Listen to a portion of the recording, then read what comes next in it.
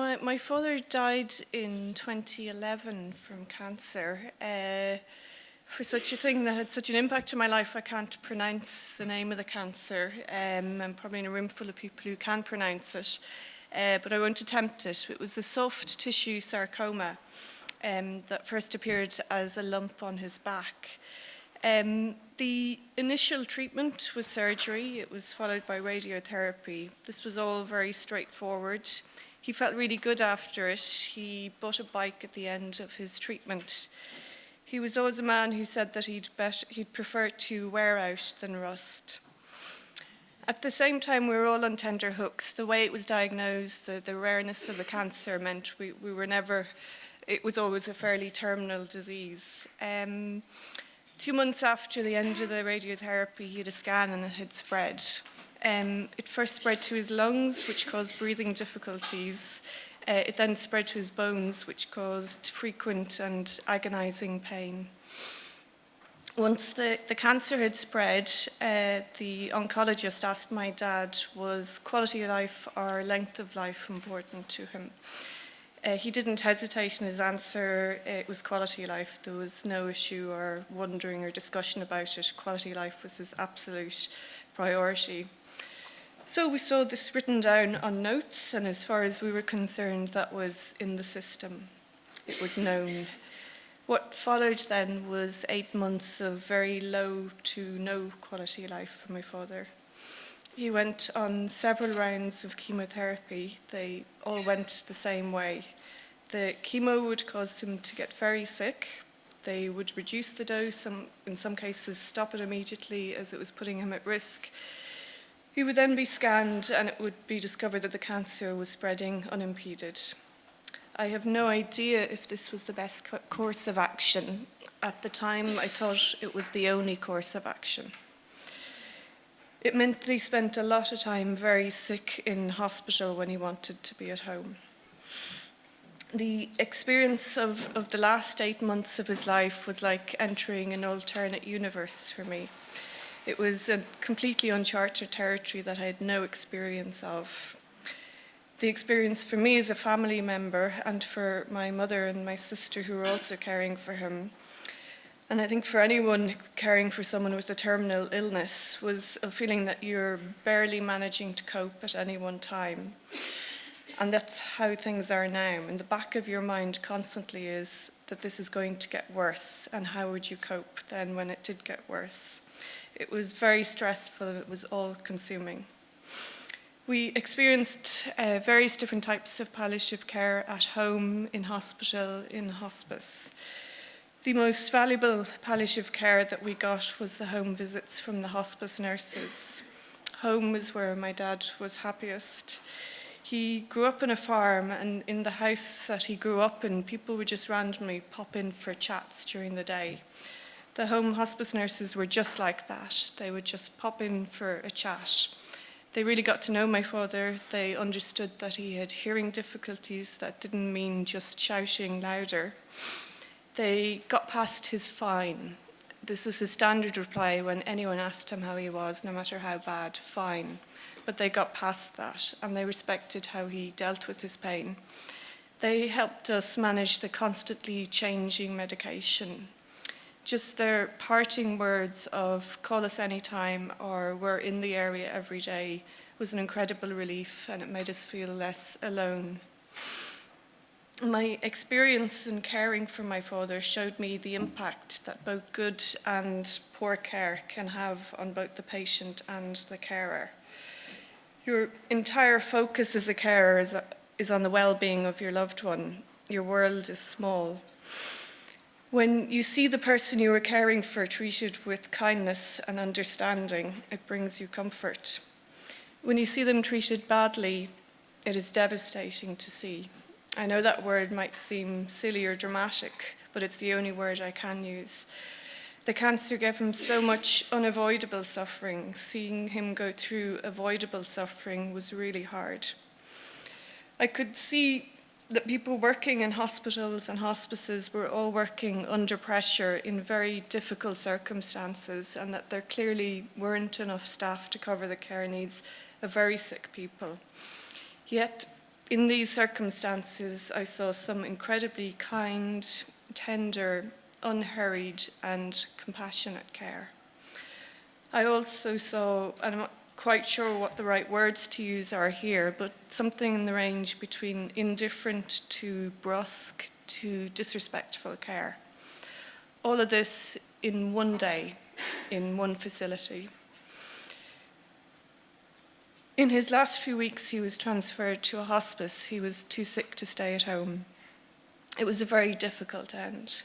He was very sick, he was in a lot of pain, and he was confused from the pain medication that he was on. The toxicity from the pain medication also affected his ability to communicate and meant he had vivid nightmares and other distressing symptoms. I only saw my father in tears once. I arrived in the hospice early one morning, and when I got to his room, he was lying in his bed with a bar up the side.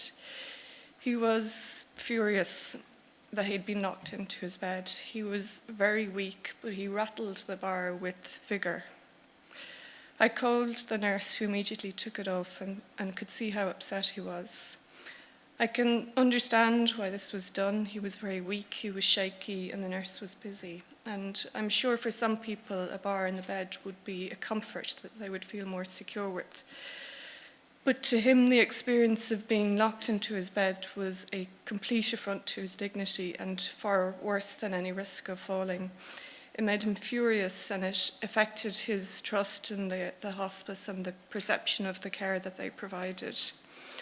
From my point of view, this was a completely avoidable situation if someone got to know him or had a chat with his family and got to know his preferences. I put this in as an example that even when people are at their weakest and their sickest, they still need their sense of autonomy and agency, and they are still themselves. My father was never someone who was going to have a bedsore problem. The type of person he was, he just liked movement and to be active. And when you see someone till the very end, no matter how weak they are, pushing that and being that person, you realise what it's like from their perspective as well. When it's all over as a carer, you're left with your grief. You're also left with a lot of very painful memories of a difficult end and a lot of questions. Questions like, why didn't I ask more questions when the oncologist proposed a new chemotherapy? Would he have had better quality of life, even if it was shorter, if the last few rounds of chemotherapy were cut? Questions like, why didn't anyone ask what quality of life meant for my father? Questions like, why did I do nothing when he wasn't treated well or respected? I also wonder a lot. I wonder, how can one institution have such a variable standard of care? I wonder, did the people who provided good care realise the impact it had on people and the comfort it gave them? And I wondered, did the people who provided poor care even realise that is how it would be remembered? I think, though, the most important question to ask is how. How can palliative care be improved? Many people, when I told friends and family some of the incidences that happened, would tell me, why didn't I complain if I wasn't happy with the care? And I think it's quite interesting that people jump to that. So it says something about our consumer litigious culture, but a lot of the issues were small. In fact, most of them were, and a complaints procedure is adversarial, and I wanted to work with the people providing the care. There just didn't seem to be space for that kind of input. There were so many times when I wanted to say, hang on there, or this isn't working. And with a patient and a medical professional, there is a clear space, but I think for a family, there isn't. I often felt like one of these door-stopping investigative reporters hanging around hospitals, hoping I'd catch the doctor on their rounds, hoping I'd get a chance to absorb the information in a way that I could ask a question about the care treatment before the medical team swept off to the next bed. Maybe I was too exhausted to find it, or I was certainly too exhausted to fight for it. My belief is that change doesn't happen in any system unless it's demanded by people using the system. It needs to be demanded by carers and users as well as implemented from the top. As a family carer, you can't see what meetings are happening. You can't see what structures or protocols are in place. You can't see what training your professional caregivers have. You only see what care is provided in real time. A lot of the discussion over the last day and a half has been about specialist versus generalist care. It made me think about seeing family carers in this context. We are generalist in one sense, but very specialist in another, in the care needs of the person, in what way they like their pillow arranged, in what makes them feel in control and comfortable, in what kind of person their loved one is. Now, I know we can't completely romanticize this, and families are complicated, but I think in most situations that we can say that families know something about their family's care needs. I think for the family member, you want input into the care. You want your input to be acceptable, to be welcomed, to be listened to, and you want a space for it. 2 years after my father died, I was still mulling over these questions when I saw an ad on the paper looking for people who are interested in joining a panel for former or current carers and users of palliative care. It was the advertisement for the All Ireland Institute Voices for Care initiative.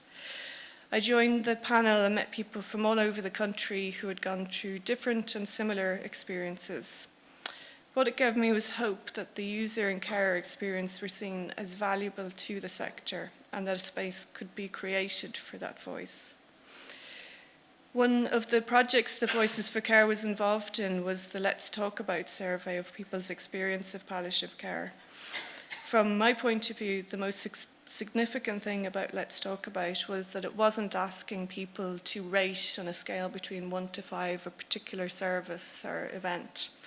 It was letting them choose their story and choose their experience of palliative care. And most significantly, it was choosing their story of what had an impact on them, whether it was a very small incident, it was a major discussion. It let them choose what was good or bad in their experience. As Paul explained, I've been writing a thematic report of the survey, so I've read all 528 stories that have been submitted.